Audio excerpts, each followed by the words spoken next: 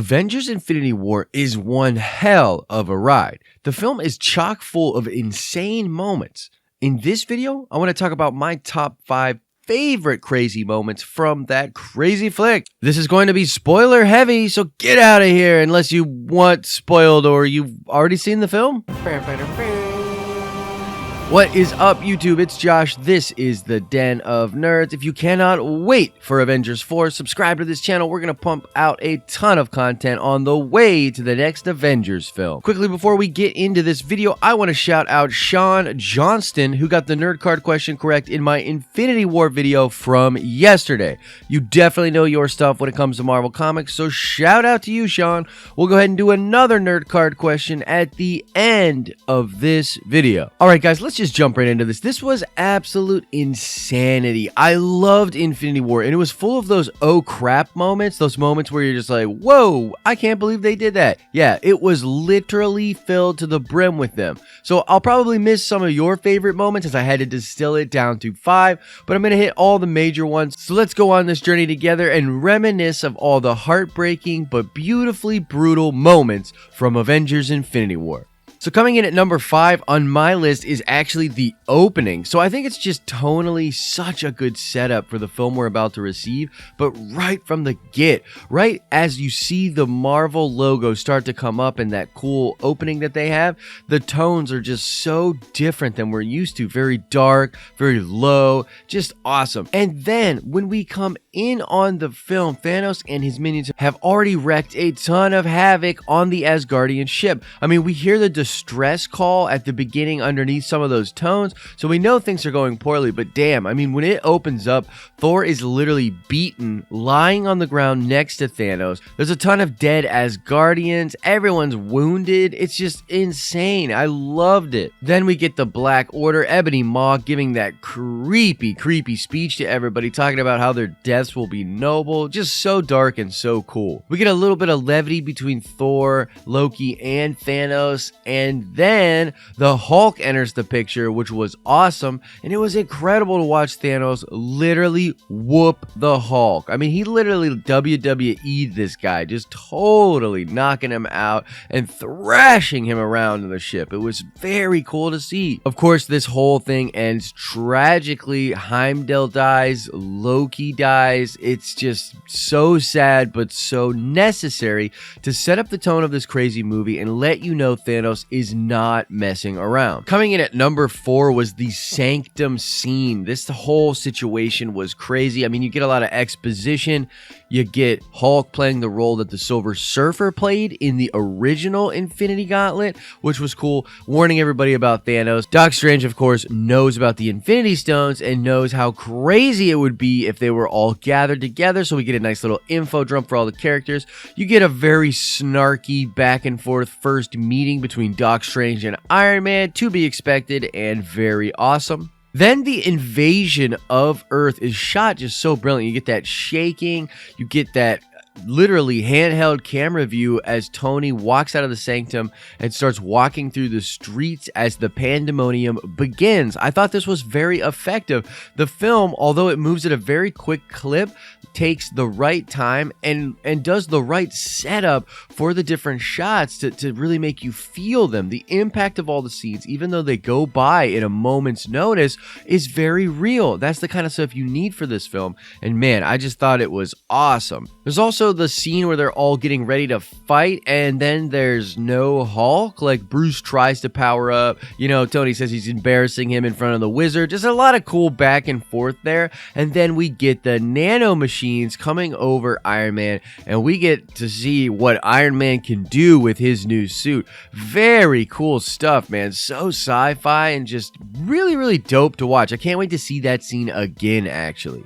I'm going to call the end of the scene as they are getting onto the Q ship out of Earth's atmosphere. But before they get out of there, we get the Iron Spider. So cool. Of course, the suit that Spider-Man already has is made by Tony Stark. Tony Stark's allowed to communicate with him. He's like, kid, you gotta jump. I'll catch you. And it was just so cool, man. The Iron Spider suit, boom, boom, boom, boom, boom, flies up on him. So crazy.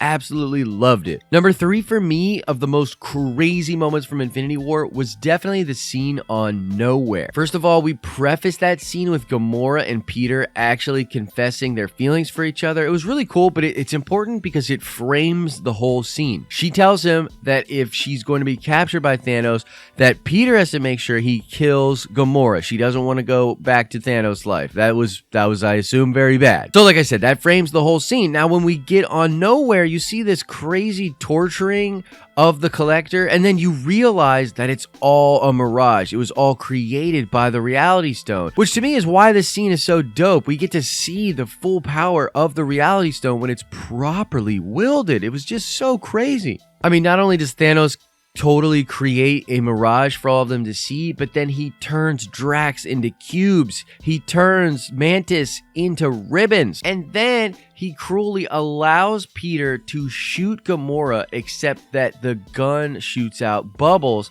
And then I'm pretty sure he turns the gun into bubbles. It was just absolute craziness. I loved every moment of it. And then it ends with Thanos showing that he respects Peter for making that call, and then he disappears. I mean, man, I know that Thor: The Dark World was a long time ago, but it would have been really nice if Malekith had used at least some of those powers. Because remember, it was a thing in the MCU that all these Infinity Stones, they were just really powerful devices. We never got to see the actual specific use of the stones when used by someone who knew how to use them. And damn, that is why I love the scene on Nowhere so much. Number 2 of the crazy moments for me was the scene in which Thanos gets the Soul Stone. So first of all, we see Red Skull. So awesome. I mean, we knew that the Tesseract had taken him somewhere long ago.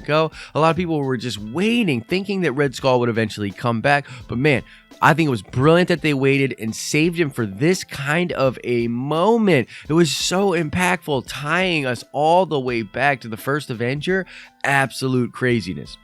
Then on top of that, we come to realize that Thanos must sacrifice what he loves, and then we realize that he actually loves Gamora. And those CGI tears coming down those CGI cheeks totally sold me. The reason that this scene was crazy for me was because this was the moment they tried to really humanize Thanos. This was the moment that they made him more than just the black hat villain. I mean, there were hints of complexity in his performance before this, but this was the scene that really nailed that down. And because it worked, and I think that that is just a very challenging thing to get across to people, I am considering this the second most crazy scene in the whole film. Of course, the slow motion way he carries Gamora to the edge of the cliff was insane. And then him throwing her down and then waking up on the beach with the Soul Stone. Man, it's just like such a good scene. Very powerful and one of my favorites from the film itself. All right, let's go to our number 1 crazy moment from Infinity War. And it's, of course, the ending battle at Wakanda. Now, you probably could have guessed that this was going to be a crazy moment before you even watched the film. But damn,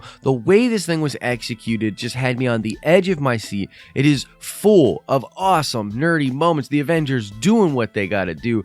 To me, the whole thing starts, as far as the insanity, when Black Panther and Captain America sprint out ahead of everyone that's charging after they open a section in the portal. So that thing opens and all of those monsters start pouring in, and Cap and Black Panther just run ahead of everyone and start almost back-to-back slaughtering these things. That was amazing. Then you get Bruce Banner fighting in the Hulkbuster. I mean, that was so fun. Just such a cool moment. Something we knew was going to happen. But damn, Bruce Banner definitely earning his stripes as a fighting Avenger, even despite not being able to transform into the Hulk. There was Thor's entrance, which was absolutely amazing. I mean, after him getting Stormbreaker, he just comes in and shows the true power of that thing. And there's a cut where he slams down and does that classic Thor area of effect attack. And it's the biggest and baddest that attack has ever looked. Then I'm going to fast forward a bit to the moment where Scarlet Witch kills Vision. I couldn't believe this scene. It was awesome. I couldn't believe the tension between these two actors.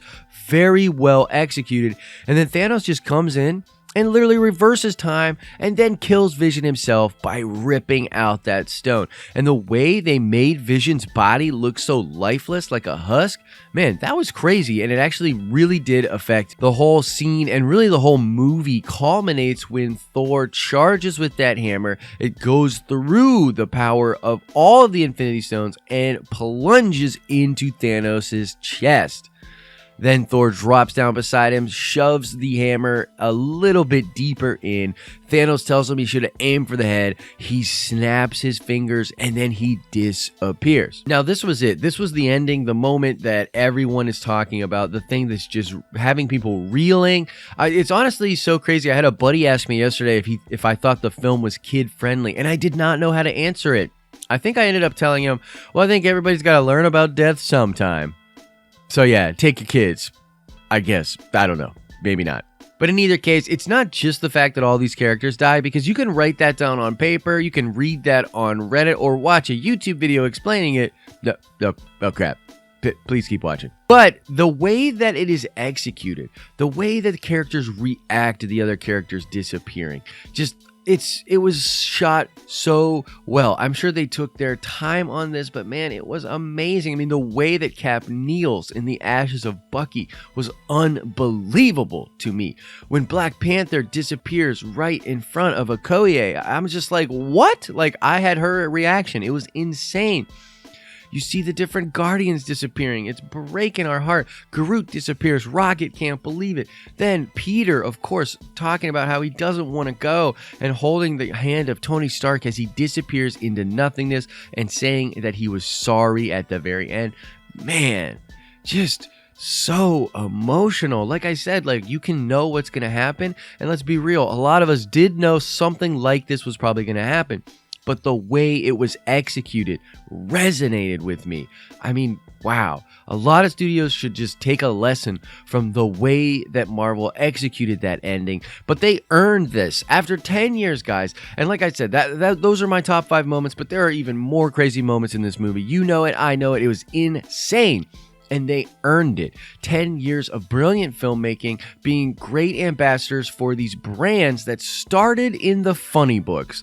Being ambassadors of that fandom, treating the community well. They earned the right to make a bizarre, devastating, brutal masterpiece, which is Infinity War Part 1. So those are my top moments. I want to know some of your top moments. If I missed something that you thought definitely should have been on the list, let me know in the comment section. All right, let's check that nerd card really quickly. I want to know, what was the first appearance of Thanos in Marvel Comics?